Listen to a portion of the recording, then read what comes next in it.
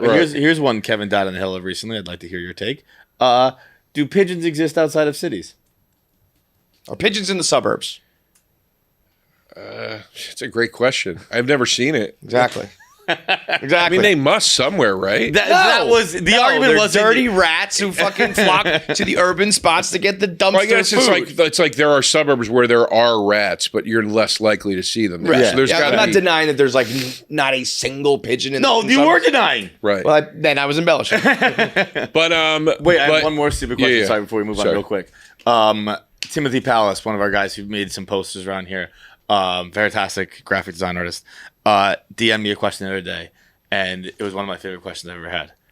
Are the E's in the word P silent? It could just be the letter P followed by silent. Uh, I think they are.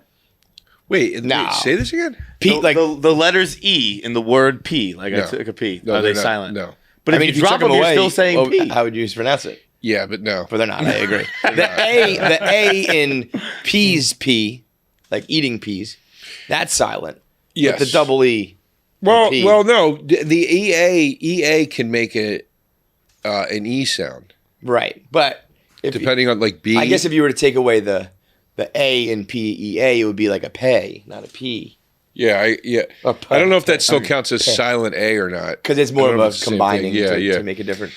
But anyway. Yeah, I could find myself 25 minutes later being like, obviously they're not silent, you know. But that's not faking it. It's like you know what it is it's not the topic. It's competitiveness, the desire to win the argument. I fucking hate his stupid face, so I want to be right and you want to be wrong. Yeah, that, I think my also point overtakes and you is can argue always anything. and by the way, Chris wasn't saying like you guys are faking it. He was just saying like, are you telling me there's never a time? And I'm like, no. It's such a fucking hard rule that we have episodes where afterwards we're like, was that a dud? Because we don't.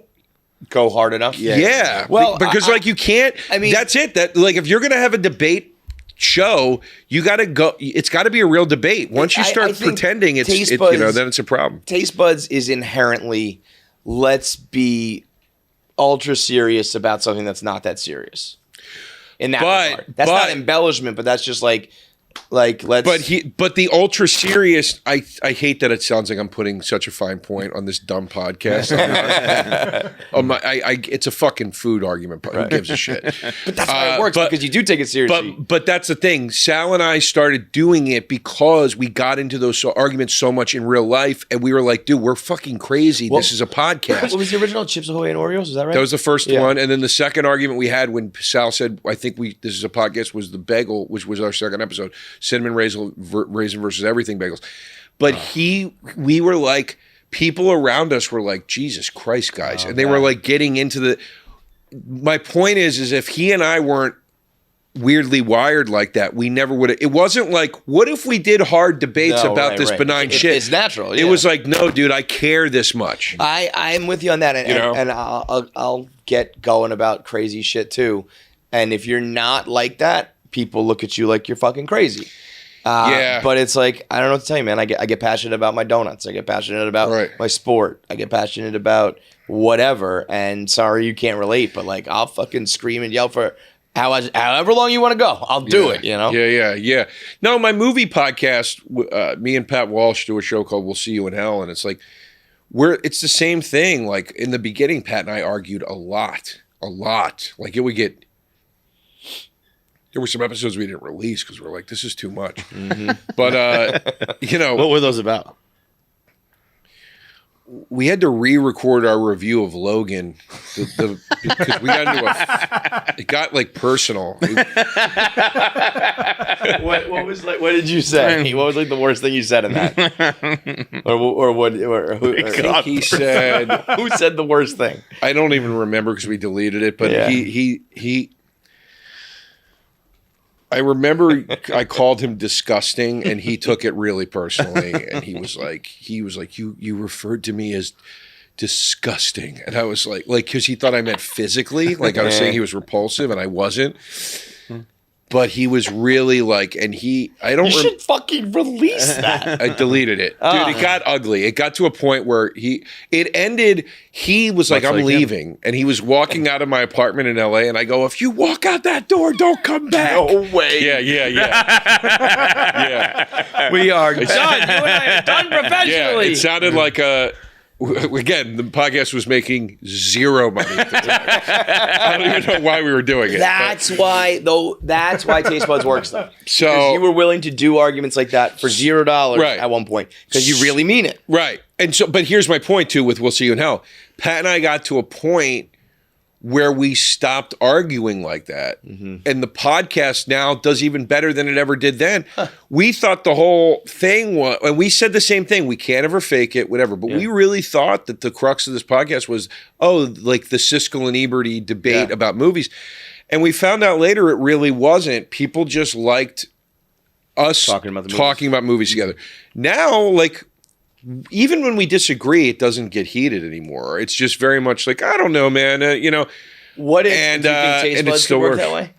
I do. You think Tastebuds, if you were like, I agree, sir, brown sugar cinnamon is the best. I do, because I noticed something. Everything won that debate, right? I noticed with Tastebuds. Everything bagel. What's that? Everything won. Yeah. I still don't understand. I'm with you on that, but I know that's a losing battle. I think they're disgusting.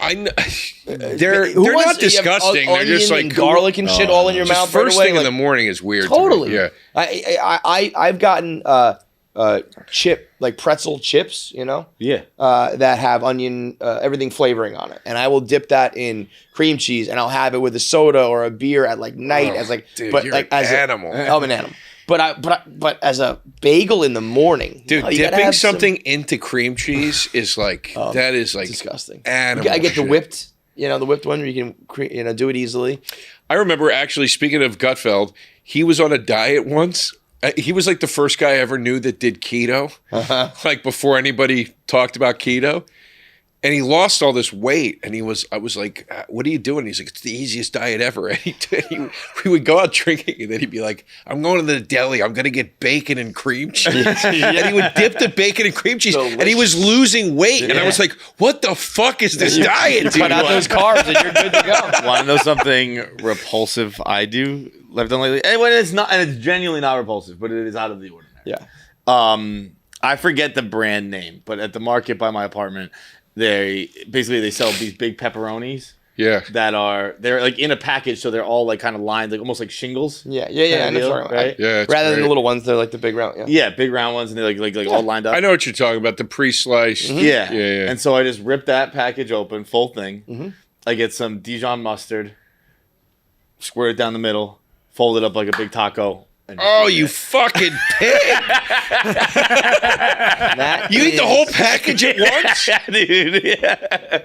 Jesus Christ! I do. I've been doing a ton of prosciutto recently. I do goat cheese and prosciutto on a Ritz cracker. I hate goat cheese, but I love prosciutto. I'll take down a whole, one of those prepackaged. Yeah. Prosciutto actually is very low in calories, all things considered. It's high in sodium, so I try to dodge it as much as I can these days because of the sodium intake. But I used to, when I was in college, I used to buy a stick of pepperoni, like the Hormel stick or like the Boar's Head stick, and a stick of Cracker Barrel cheese, and I would bite each stick. You fucking trash barrel. Yeah. You're a landfill. Yeah. That's great. But no, the prosciutto's great. With my favorite snack in this realm that we're talking about, I'll get Triscuit crackers. Have you ever done Tastebuds on crackers? Have you ever done a Ritz cracker debate with something? I don't think we've ever done crackers. Do like Ritz versus Triscuit. I would love to do that. I think the Ritz cracker is the most underrated thing in the world. A Ritz cracker, buttery, salty goodness, phenomenal, so good. But Triscuits are my go-to when there's accoutrement. Mm-hmm. Like if plain Triscuit, I would never eat. I mean, I would, but like that's. But if you're dressing it up, Triscuit to me can't be beat. But anyway, Triscuit. Cracker Barrel, white Vermont cheddar sharp, pepperoni, and then I'll also get Supersat and like Asiago or sharp provolone, and I'll do both. And then on the salami and on the Supersat and provolone one, I'll sometimes put a little fig jam. You get some fig spread, dude. Forget it, dude.